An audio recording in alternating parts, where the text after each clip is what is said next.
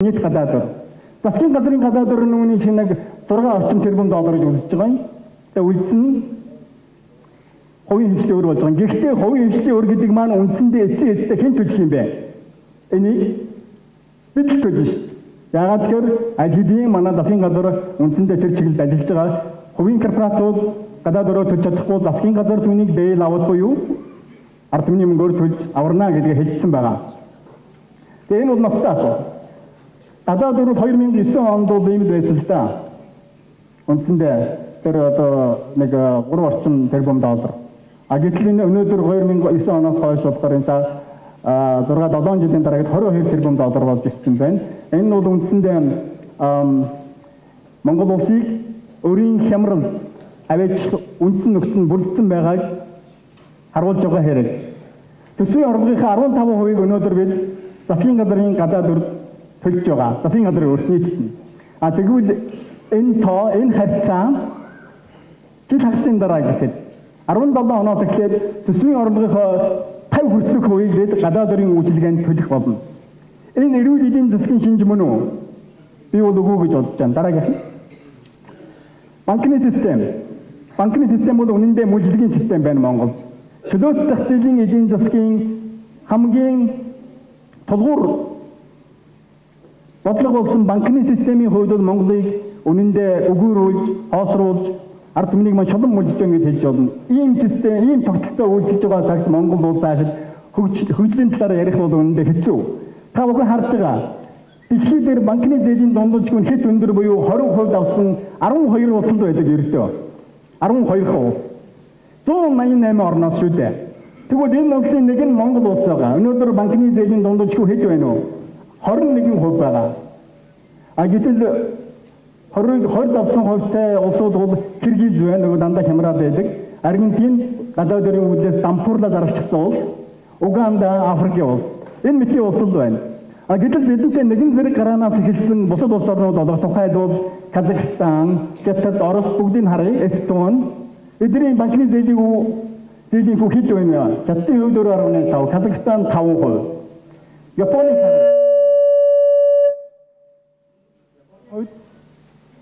1% байна. Америкийн нэгдсэн улсын хувьд 3.3%, олон улсын дунджаар энэ ердөө 10% байдаг юм байна. Ийм банкны зээлийн мужлогийн системтэй улс цааш төвчих үү? Үгүй л дээ. Зээлийг багасгах гэж ярьж байгаа энэ бол төр зүрийн шоу гэж би үзэж байна. Бодит байдал дээр бол зээл багасгах үндэслэл байхгүй. Банкны системээ бүхлээр нь өөрчлөхгүй бол, тогтолцоог нь өөрчлөхгүй бол ипотекийн зээлийн хөвч багасгахгүй, бизнесийн зээлийн хөвч багасгах үндэслэл байхгүй. Хэрвээ багасгах юм бол энэ төр зүрийн ажиллагаа байх өгөөд энэ зөвхөн сонгуулийн шоу хэлбэрээр л хэрэгжих болно гэдгийг би энэ хариуцлагатайгаар хэлэх байна. Дараачих юм. Эдийн засгийн эренбэг болгосон суурь нөхцлүүд нь чөлөөт худалдаа, чөлөөт зах зээл дотор байдаг үндсэн нөхцлүүд нь болохоор чөлөөт худалдаа 1996-аас 2000 онд гадаад худалдааны татварыг тэгэлсэн. 96, 97, 98 оноод 2000 оноос эхлээд 5% болгож сэргээсэн. Өнөөдөр энэ тогтолцоо энэ чөлөөт худалдааны бодлого манад өнөө хүртэл хэрэгжсээр байгаа. Чөлөөт худалдаа гэж юу юм бэ? Үндсэндээ товчхон хэлэх юм бол чөлөөт худалдаа гэдэг маань хоцронгуй хөгжилтэй, байгалийн баялаг ихтэй улс орнуудыг өндөр хөгжилтэй улс орнуудын эдийн засгийн эрхшээлд оруулах бодлого. Ямар ч татваргүй, тарифгүйгээр хил гаалаар бараанууд зөөгдөж явах юм гинэ. Өндөр хөгжилтэй улс орнуудын бүтээгдэхүүнээрээ давмгаалаад бидэнд бол бараагаа зарна, бид юугаа зарахын тааш эргүүлээд. Бид бол зөвхөн нүүрсээ алтаа дэсэл зарна, өөр зарах юм байхгүй шүү дээ. Энэ бол үндсэндээ хөгжлийг чөлөөлж байгаа бодлого. Хоёрдугаарт нь үндсэн дамжин капиталын чөлөөт урсгал. Энэ маань уулуурхай банк санхүүд хөрөнгө оруулалт нэрээр орж би сая хэлсэн банкны систем маань үндсэндээ банкны систем маань гадны эзэмшилд байгаа. Арилжааны банкнуудын хяналтын багцыг гадаадын корпорациуд эзэмшдгийг та бүхэн мэдж байгаа. Чөлөөт капиталын урсгал хөрөнгө оруулалт нэрээр бидний ашигтай салбаруудыг уулуурхай банкуудыг гадаадын эзэмшилд авсан байгаа. Төр улсаа өгүүлэх бодлого бас явж байна. Улсын өмч гэж үгүй болгосон. Төр муу менежер гэж ярьдаг. Энэ бол үнэндээ хар технологи юм. Төр өмчтэй байх хэрэгтэй, улс өмчтэй байх хэрэгтэй. Тэгжээж улс орох хөгжинэ. Дан ганц хувийн өмчт тогтолцоог бүрдүүлэх бодлого явуулж байгаа. Бүх зүйлийг хөгжлөх үүн дундаа боловсруул, эрүүл мэнд, байгалийн баялаг, ордуудыг хөгжлөх. Ийм бодлого явуулж байгаа. Эцсийн төр маань зөвхөн цагдаа шүүхтэй байх бөгөөд энэ зөвхөн хувийн өмчийг, өөрөөр хэлэх юм бол улсын өмчийг хөгжилж авсан тэдгээр корпорациудын өмчийг хамгаалах байгууллага болох хувирах ийм төлөвтэй байгаа, ийм төлөвлөгөөтэй байгаа гэдгийг хэлж байна. Дараагийнх нь. Үндсэн хуульд харьцуулсан эдийн засгийн бодлого явуулж байгааг би хэлмээр байна. Монгол улсын үндсэн хуулийн 5 дугаар зүйл маш тодорхой заасан. Монгол улс дэлхийн эдийн засгийн хөгжлийн түгээмэл хандлага, өөрийн орны өвөрмөц онцлогт нийцсэн олон хэвшил бүхий эдийн засгтай байна гэсэн. Сая бид дурдж өнгөрсөн түрүүний слайдуудад энэ эдийн засгийн бодлого маань бол өөрийн манай улс орны өвөрмөц онцлогт огтхон нийцээгүй бодлого болохыг би тодорхой харуулсан. Тэгвэл олон хэвшил бүхий эдийн засгтай байна гэж байна. Гэтэл энэ би зөвхөн уул уурхаагаас хамааралтай эдийн засгтай байгааг би хэлж байгаа. Цаг 10 минут өтөрчээ. За дараагийн. За одоо 2 минут. Эдийн засгийн хараат байдал гэдэг өнөөгийн нөхцөл байдал. Энэний чинь үр дүнд бид 70 онцлог орсон байна. Эдийн засгийн аюулгүй байдал аюул занд учирч байна. Энэс чи юу үүсэх юм бэ? Үндэсний аюулгүй байдал тусгаар давтнал. Энд маань аюул учраад байна гэдгийг би хариуцлагатайгаар хэлж байна. Дараагийн. Бид юу хийх ёстой вэ? Сонгуулийн хувьсгал хийцгээе. Авиалагчдын үе забрамжлалыг тасдаа. Дүр эсгэгчид жүжигчдийг танилцгаая. Үндсэн хуулиар олгогдсон засаглах эрхээ эдэлцгээе. Үүнийг хинч биш агтгүй бид өөрсдөө хийх ёстой. Баярлалаа.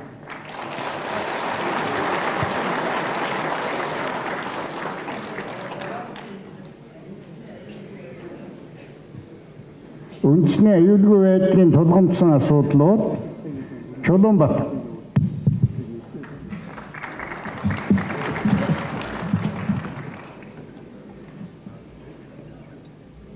Бүх монголчуудын энэ өдрийн амар амгалан ирээ. Эхлэхээс өмнө нэг зүйлийг анхааруулмаар байна.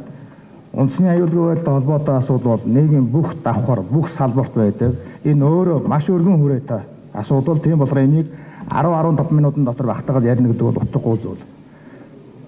Ийм цөөн тооны баримтаар, бодит баримтаар тулгуурлаж, хийсэн судалгаанд дээр үндэслэж энэ илтгэлээ бэлдсэн.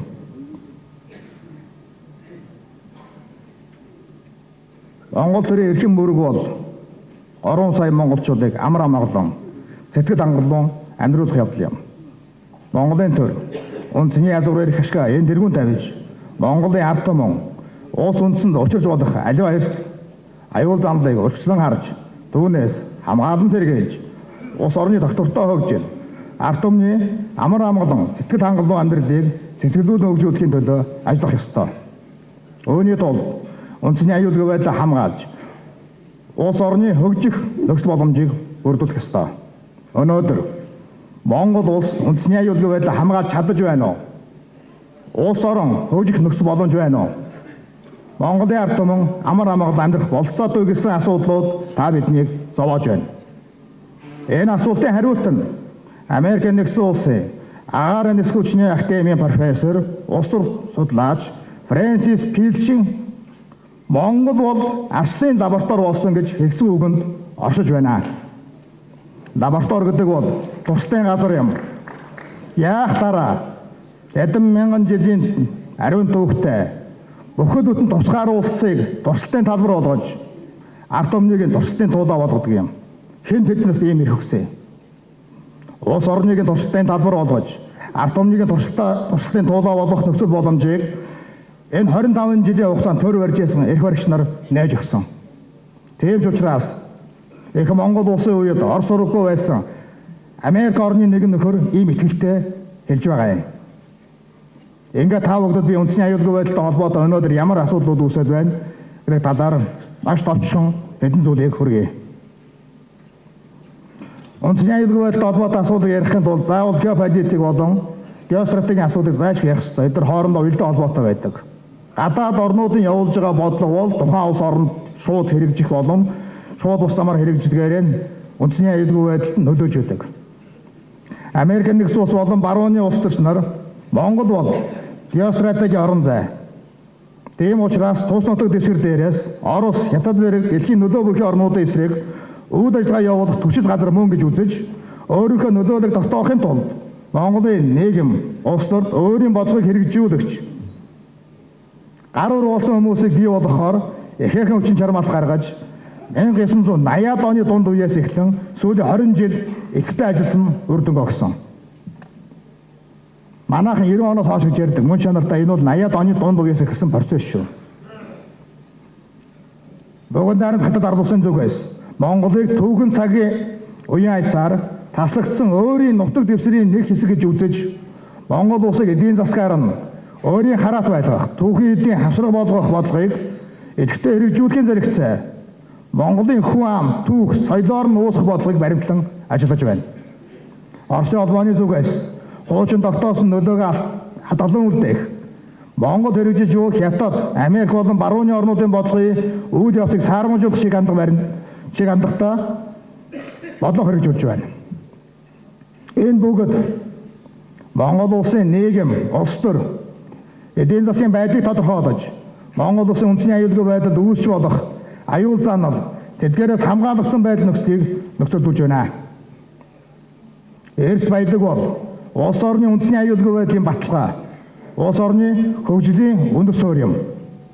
Тийм ч учраас Евразийн төвийн байгалийн баялагийг дахин хуваарлын төлөө их гүрнүүдийн дунд ширүүн тэмцэл өрнөд байна. Байгалийн асар их баялагтай стратегийн газар зүүн байршилтай манай улс үн татагдаж энэ тэмцлийн объект талбар нь болоод байна. Монгол нөлөөгөө тогтоохын тулд Америк нэгдсэн улс, бүгд найрамд хятад ард улс, Оросын холбооны улс энэ орнуудын хооронд эд өрнөж байгаа тэмцэл нь бусад орнуудыг бат оролцуулж байна. Тухайлбал энэ орнуудын зэрэгцээ Япон, Хойд Солонгос, Герман, Францын сонирхож ихээхэн байна. Үүний зэрэгцээ Турк сүүлүүд Монголын талаар ихээхэн анхаарч идэвхтэй ажиллаж эхэллээ. Энэ миний нэрсэн орнууд дараах байдлаар Монголд өөрийнхөө нөлөөг тогтоож хяналтанд авахыг оролдож байна. Үүнд нэгдүгээрт нь Асагт, Марда, Оюу толгой, Таван толгой, Дамсаг булгын сав газар зэрэг алт, уран, нүүрс, өнгөт металл, газрын ховор элементийн томоохон орд газруудыг өөрийн болгохын төлөө бүхэл аргыг хэрэгжиж байна. Хоёрдугаарт Азийг Европтой холбосон төмөр тэв хоорондын эдийн засгийн гүр болох шин торгон зам, их торгон зам төслүүдийг хэрэгжүүлэхэд Монголын төмөр зам чухал ажил тогтолтой. Тийм учраас Монголын төмөр замыг өөрийнхөө хяналтанд авахын төлөө улаарч байна. Гуравт Америк нэгдсэн улс, Япон болон барууны зарим орнууд Монгол нь эрчим үе шатхуун болох материалын хувьд Оросын холбооны улсаас хараат байгаа байдлыг багасгаж энэ салбарт өөрийнхөө нөлөөг тогтоохын тулд Монгол сэргээгдэх эрчим хүчний их үзрүүдийг бий болгоход анхаарсан ажилласан нь Оросын талын эсэргүүцэлтэд тулгарч бас нэг хариулт алим болоод байна. Өөрөвт гадаадын орнууд Монголын уул уурхайн салбарт хөрөнгө оруулалт хийх замаар дэлхийн томоохон өдөрлөгч болсон бүгд найрамд хятад ард улсын эрс байдлын түүхийн эдийн үн хэрэглээнд шууд ус нөлөөгөө тогтоож хянахаар санаархаж байна. Тавдугаарт нь хэдийн ирээдүйд Улаанбаатар төвтөө зүүн өмнөд Аз, Хятад, Энэтхийг ойролт орнууд баруун Европтой холбосон дэлхийн хэмжээний зам тээвэр логистикийн сүлжээ байгуулснаар асар их хэмжээний мөнгөний урсгал бий болох тул энэ Монгол болох тул хэм Монголыг хянаж байна. Тэр энэ бүхнийг хянана гэсэн санаагаар хандаж Монголыг өөрийн иргэшилд оруулах гэсэн гадаад орнуудын хүчтэй бодлого ил дад тэмцлүүд өрнөсөр байна. Үүний зэрэгцээ үндсэн дамсан корпорациуд Монголын эрс баялагийг мэдлэлтэй авах гэсэн санаар ханд маш их байгаа бөгөөд энэхийн тулд бүх хил болцоотой арга хэрэгслийг эзэгтэй өргөн ашиглаж байна. Юуны өмнө Монголын эдийн засгийн сул дорой байдал, зарим улс төрч нарын уйваагүй совдог шуналтай байдал, улс төрийн намуудын хоосон амлалтыг ашиглан өөрийнхөө бодлогыг гүйцүүлж байна. Энэ зүйлүүдийг би тодорхой баримттай хэлье. Баримт 1. Насгийн багвантай хамт сурж байсан элчин сайд асан Батцүхэн Роберт Фридландыг анх Монголд авчирч өгч багвантай танилцуулна. Улмаар Айвенхо Майнс компани оюу толгойн орд газрыг авах боломж нь бүрдэж өгсөн. Баримт 2. Намрын их барийг Оросын холбооны улсад их өр дарахт нь Ivy Mines компани хэмжээний мөнгө зээсний хариуд нь оюу толгой бүрэн эзэмших хэрэгтэй болж дараа нь тус орд газрыг үндэсэн дамсан корпорац болох Рио Тинтод шилжүүлсэн. Энэ нэг зүйлийг анхааруулах нь бол зайлшгүй шаардлагатай гэж би үзэж байна. Яагаад гэвэл Рио Тинтогийн эрх ашгийг Насгийн Багманд, Санжаагийн Баяр, Элчин сайд байсан Бацүх нар аль 2000-ад оны эхний үеэс эхлэн эл талдаар хамгаалж дэмжиж ирсэн юм. Баримт 3.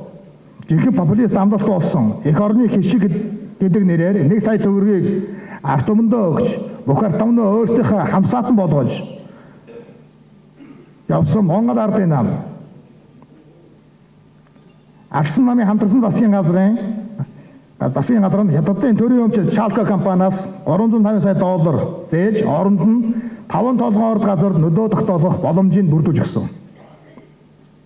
Хувилдааны аргаар 2007 онд Миягомбын холдыг намын даргаас нь огцруулж улмаар ерөнхий сайдын албан тушаалыг Санжаагийн Баярт өгсөн. Баяр нь зөвхөн оюун толгойн гэрээг байгуулах зорилготой байсныг дараагийн улс төр эдийн засаг болсон үйл явдлууд нотлон харуулдаг. Оюун толгойн гэрээтэй холбоотойгоор Баяр Монгол улсад маш ашигтай гэрээ. Ямар ч мөнгө оруулахгүйгээр ашигын 60%-ийг 2017 оноос хөгжиж эхэлнэ гэж байсан. Энэ нь худлаа боллоо. Сайхан билгийн мэдүүлж байгаагаар Рио Тинтогийн авсан зээлийн 34% нь Монголын талд ногдож зөвхөн 2037 оноос хойш ашиг авчиглах юм байна. Намрын их барийг 2009 онд ерөнхийлөгчийн сонгуулиар ардсан нам Монгол ардын нам хойволд унгааж дараа нь хэрэгтэн болгосон. Алтан уйгийг Монгол ардын нам, ардсан нам ордны хувилдаанаар ерөнхий сайдаас огцруулж шинээр ерөнхий сайд болсон сайхан бэлгэн энэ тэргуунд 5 толгой оюун толгойн гэрээг хийхээр улаарч 2015 оны 5 дугаар сард Дубайд очиж хулгайгаар оюун толгойн гэрээг шинжилсэн. Нам давьсан төлөөний хүмүүсийг нүүрс нам гэж нэрлэгдэх болж 5 толгойн орд газрыг Хятадын төрийн өмчөд Шинхуа компанид үндэсэн дамсан MMC группт өгөх гэж 2015 оны битүүний өдөр 5 толгой гэрээг улсын их хурлаар батлуулах гэж оролцсон. Инх сайхан нарын боловсруулсан 5 толгойн гэрээний хуудас бүрт үндэсний их авшиг ноцтой зөрчсөн зүйлүүд байсан ба энэ төсөл боловсруулсан хүмүүс ард түмэндөө нулимж үндэсний их авшиг уландаа гიშгэж харийнхантаа үйлчилсэн эх орноос оруулсан урагчд гэж хийж болохоор юм.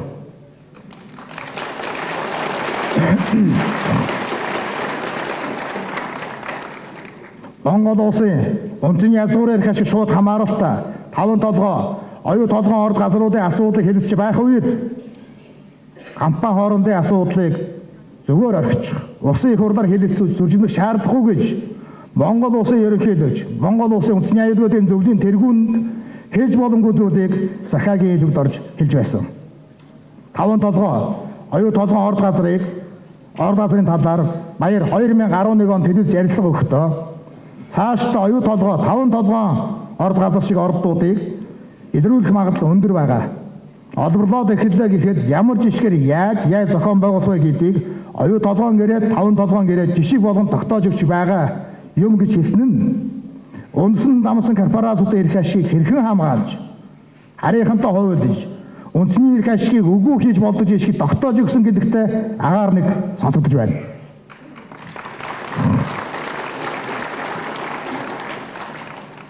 Монголын үндэсний төмөр замын сүлжээ байгуулах бодлогыг үгүй хийлээ. Үндэсний аюулгүй байдлын үзэл баримтлал цагаан дээр хараар төмөр замын сүлжээг байгуулахдаа Монгол улсын үндэсний ашиг сонирхлыг эрхэмлэн гэснийг үгүй хийж Хятадын эрх ашигт нийлсэн Монголын төмөр замын сүлжээг харийнханд өгөх утга санаа агуулсан шийдвэрийг 2014 оны 100 улсын их хурлаас батлан гаргалаа.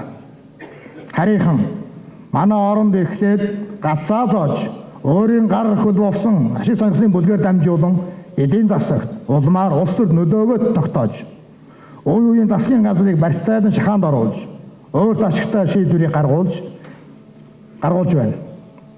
Тэд захиалагч, зуурчлагч, гүйцэтгэгч гэсэн тогтолцоотой болж ашиг сонирхлоо нийцсэн эргэцэн орсноо бүрдүүлж чадсан тодорхой болоод байна. Гадаадын улс орнууд болон үндсэн дамсан корпорациуд өөрийн хүсэл зорилгоо хэрэгжүүлэхийн тулд Монгол улсад төрийн авилгыг дэлгэрүүлсэн. Улс төрийн авилгыг дэлгэрүүлсэн. Улс төрийн авилгаар эрх баригч нар эдийн засаг, засаг захиргаа, мэдээллийн нөөц баялагийг өөр хоорондоо наймаацаж улс төрийн эрх мэдлээ хадгалж үлдэхийн тулд улс орны эдийн засагт дал хяналтыг тогтоох замаар баялагын дахин хуваарлтыг өөр дашигтай байдлаар хийж байна. Тэд нар төрийн эрх мэдлийг хадгалж үлдэх зорилгоор сонгуулийн явцыг өөр дашигтай байхаар болгосон. Үндсэн хуулиар тунхагласан Монгол ард иргэдийн шууд сонгох эрхийг хязгаарлан бомлох боломжтой болгосон. Асар хэмжээний мөнгө санхүүгийн чадвартай нөөц баялагийг гартаа оруулсан бизнес улс төрийн бүлэглэл бий болж улсын их хурлаас гадуур цөөн тооны этгээдүүдийн донд улс төрийн болон стратегийн холбогдолтой шийдвэрүүдийг гаргаж байна. Эрх баригч нар өөр дашигтай байхаар үндсэн хуульд нэмэлт өөрчлөлтийг оруулсан. Одоо ч оруулахаар улаарч байна. Намуудын удирдлагууд нь хоорондоо бизнес улс төрийн эрх ашигаараа нийснээс өнөөдөр Монгол улсад улс төрийн намуудын дунд бодит өрсөлдөөн байхгүй болсон. Төрийн албыг мэрэгжлийн чиг хандгаар биш, зөвхөн удирдагч эзэнтэй үнэнч хүмүүсээр бүрдүүлсэн. Өөрийн санаа зорилгоог гүйцэтгэхийн тулд тусгай алба болон хууль зохиол байгууллагуудыг энэ хууль бус зүйлүүдэд татан оролцуулж, урлагчид нараа хэлмэгдүүлэн нуучин дарахаас гадна энэ талаар үзэл бодлого илэрхийлсэн тэмцсэн хүмүүсийг гэмт хэрэгтэн болгож байна.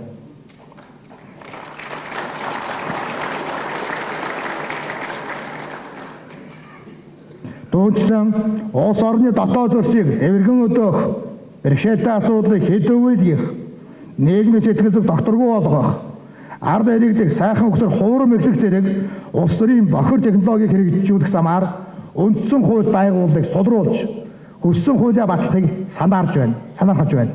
Тухайлбал 2015 онд батлагдсан сонгуулийн хуулиар Монгол улсын иргэн үндсэн хуулийн 21-р зүйл заасан шууд сонгох эрхээ алдсан гэж хэлж болохоор байна. 2016 он гарсаар эрх баригчдын зүгээс үндсэн хуулийн цэцгийн нэр хүндийг унгааж, гишүүдийг нь огцруулж, оронд нь өөрийн гар бол болгогч нараа томилуулж, цаашид хүссэн хуулиа батлах үе талаа нээлгэж байна. Тэр бол ард түмний хүсэл зоригийн илэрхийлэгч, хэрэгжүүлэгч нь байдаг.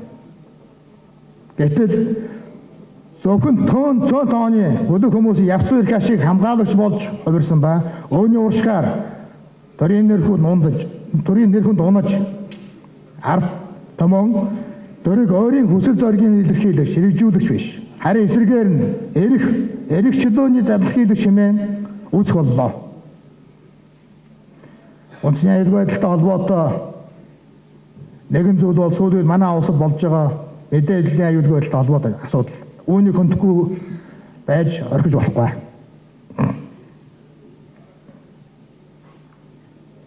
Мэдээллийн аюулгүй байдал маш ноцтой байдалтай болсон.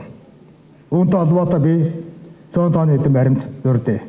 Нэгдүгээрт Америкийн нэгдсэн улс, Их Британи, Канада, Австрали, Энэтхэг, Конго, Хавайс, Африкийн Конго улсууд зэрэг орнууд Хятадын Huawei, ZTE компаниудыг туус улс орнуудын үндэсний аюулгүй аюул учруулах улс техникийн тагнуудын үйл ажиллагаа явуулсан хэмээн буруутгаж, хяналт шалгалтыг явуулж, энэ талаар дэлхийд дахиад анхааруулан мэдэгдэж байхад одоогийн ерөнхий сайхан бэлэг тухайн үед мэдээлэл харилцаа холбоон технологийн газрын дарга байсан.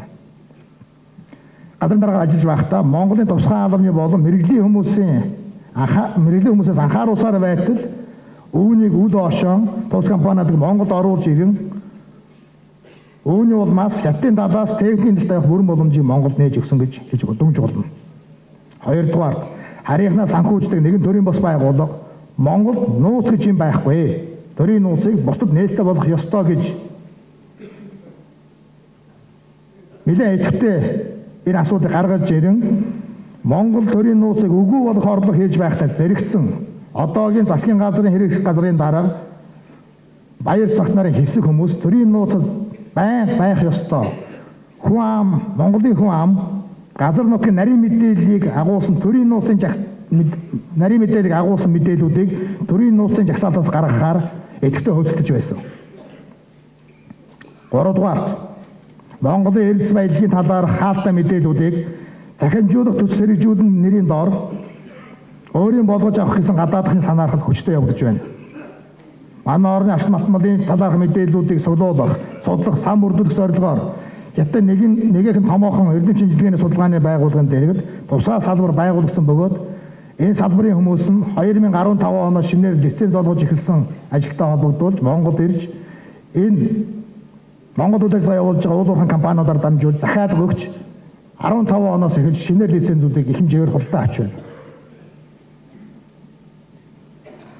Эрдэс баялагтай холбоотой заавал анхаарах нэг зүйл бол лиценз нэрээр ашигт малтмал олборлох зөвшөөрөл өгч байгаа мэт боловч цаад утгаараа эх орныхоо газар нутгаас бусад өгч байгаа шүү. Үүнийг байнга анхааралтай байлгаж авах ёстой.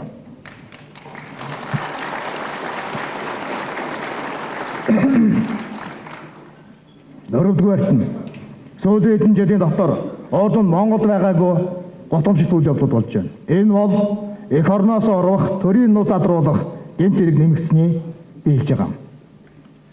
Ялмаач улсын их хурлын гишүүний зөвлөх нар эх орноос орвож, ялмаа даалгавранд ажиллаж байсан хүн төрийн нууцыг задруулж, хэл хамгаалах болон ялмаа даалгавранд өндөр албан тушаал хашиж байсан төрийн маш хэмжээний нууц мэддэг хэд хэдэн хүмүүс ажил албан орхон Монголоос зутан гарлаа.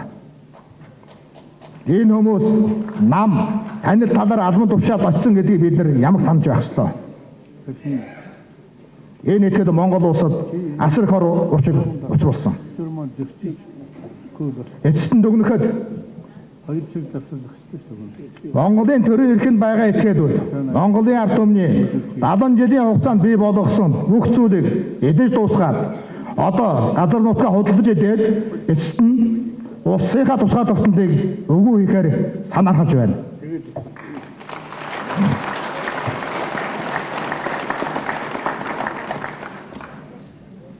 Энэ байдал цааш өргөдгөл 1911 оноос хойш тусгай тогтнолын төлөө хийсэн монголчуудын тэмцэл талаар болно. Монгол улсын ерөнхий сайд амар цаазаар ахуулахдаа Монголын төр зүсгсэн хүндээ хатуу юм гэж хэлсэн үгний цаад утга учир нь бол Монголын төрийг харийнхан удирж байсантай холбоотой. Одоо шинэ байдал хэврээ байна.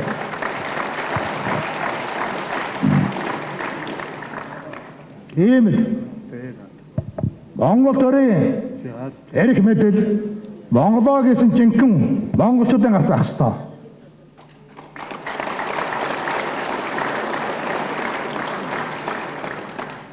Монгол улс өөрд мандан мадрах болтугай.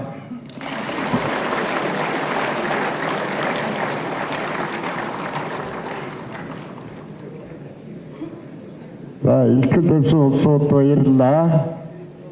Одоо дотоод зургийн ёсоор бид завсарлах ёстой. Гэвч аргагүй одоо улсын хурлын 3 гишүүн ирээд өгөх хэлье гэж ярьж байгаа. Ядахтаа дор хаяг нэг хоёрын үгээс сонсхон зүйтэй болов гэж бодож байна. За ингээд хурлын ажиллагааг Дашним хариуцал.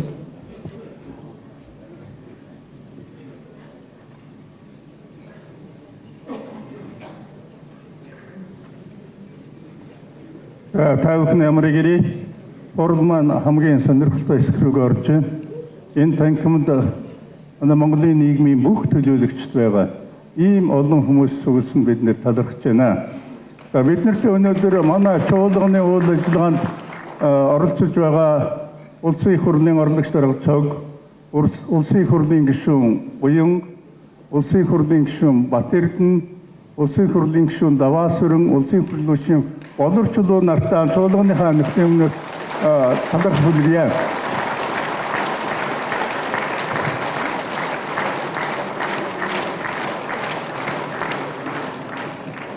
За энд бол улс төрийн намуудын бас төлөөлөл байгаа. Тэгэхээр өөрсдийнхөө үйл ажиллагааг ард түмэн юу гэж үзэж байгаа сонсох гээд ирсэн тэр хүмүүс бид нар бас ямаа шүү гэж хэлэх ёстой. За ингээд цаг бид нар бас цагаа одоо иймэрхүү болчиход байгаа шүү дээ. Цаг баримтлал. Улсын их хурлын гишүүд чуулганы ажилтай давхар байгаа учраас бид нар дотоод журмаа жаахан өөрчлөөд одоо улсын их хурлын гишүүдээс үг хэлье гэсэн хүмүүсээ энэ дэрт өрий. Эхлээд би улсын их хурлын гишүүн Уянгыг одоо үг хэлнэ гэж хэлж байна.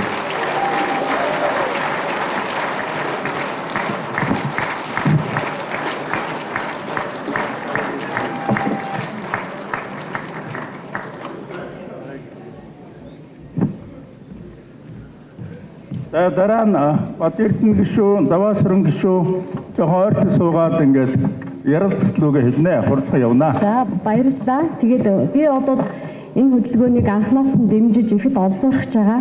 Тэгээ одоо чуулганаас илүү өндөр ач холбогдол өгч одоо 2 өдөр нэг шөнө бэлтгэсэн. Тэгээ бид нарыг чинь 5 минут өгчөөд их хурлын дарга дандаа микрофон хаачдгийг. Тэгээ би манай дашны муугаж удагт Монголынхан манд ихгүй болов гэж найдаж байна. Тэгээ би бэлдсэн үгээ ямар ч байсан хийя гэж бодож байна. Хувийн хөвшил тулгуурласан зах зээлийн эдийн засагт арчилсан засаглалтай эдийн засгаа бүрэн либералчилсан үйлдвэрлэл хөгжөөгөө учраас бараг бүх хэрэгцээгээ импортоор хангадаг. Нэг хүнд оногдох газар нутаг болон байгалийн баялгаараа дэлхийд тэргүүлдэг ийм нэгэн улс дэлхийд байна. Нийт экспортод уул уурхайн баялаг 90%-ийг эзэлдэг. Ашигт малтмалын экспортын бараг 50%-ийг Австрали, Канадын хөрөнгө оруулалттай ганцхан компани дангаараа хийдэг. Гэтэл энэ компани төлсөн татвар улсын нийт татварын орлогын ердөө 5%-ийг бүрдүүлдэг. Эрчим хүч шатхуунаар хөрш улсаас хараад улсаараа авилгад хавтгай идэгдсэн нийт баялагын 98%-ийг эзэмшдэг цөөнх баячууд тэдний санхүүжилтээр улс төрийн эрх мэдлийг эзэгнэгч голлох улс төрчид нь гадаадынханд худалдагдсан. Гол лидерүүдийг нь баруунд бэлтгэж төрд нь илгээдэг. Хүн амынх нь бараг тал нь өдөрт $2 бага орлогоор голоо зогоодог. Ажилгүйдэлд нэрвэгдсэн боловсрол эрүүл мэндийн тогтолцоо маш сул. Дотоодын нийт бүтээгдэхүүн жилийн $11 тэрбум боловч түүнийг 2 нугалсан өртөө. Энэ бол 3 сая Чингис амьдардаг эртний түүхтэй Монгол улсаа. Өгөөдөө хааны хэлсэнчлэн бид амссан 3 гашуунаа дурдж, алдсан 3 алдаагаа засах цаг ирж байна. Бид эртний уламжлалт төрөө өгөөсгөж, бусдыг хитрхи хөнгөмсгөлн дуурайж нэг алдсан байна. Их болсон газраа эмх замбраагүй ухуулж нэг алдсан байна. Эрх чөлөөндөө сагж дураар дургснаас нэг алдсан байна. Монголчууд төрийн сүлд өршөө гэж залбирдаг. Энэ бол төрийн сүлдний дүрснээс биш, олон мянган жилийн түүхт төрийн эрх хүчээс шудраг ёсыг хүсэж байгаа залбирал юм а. Төр авилагчдад хатуу байж хэмээн ард олныг төрийн сүлд өршөөдөг. Авилагчдад зөөлөн байвал ард олон хохирдог. Төр гадагшаач, дотогшооч эмх цэгцтэй зохион байгуулах чадвартай, хүчтэй байвал ард түмэн хождог. Монголын ард түмэн өнөөдөр хүчтэй төрийг хүсэж байна. Монголын төр Монголын ард түмний эрх ашигыг илэрхийлж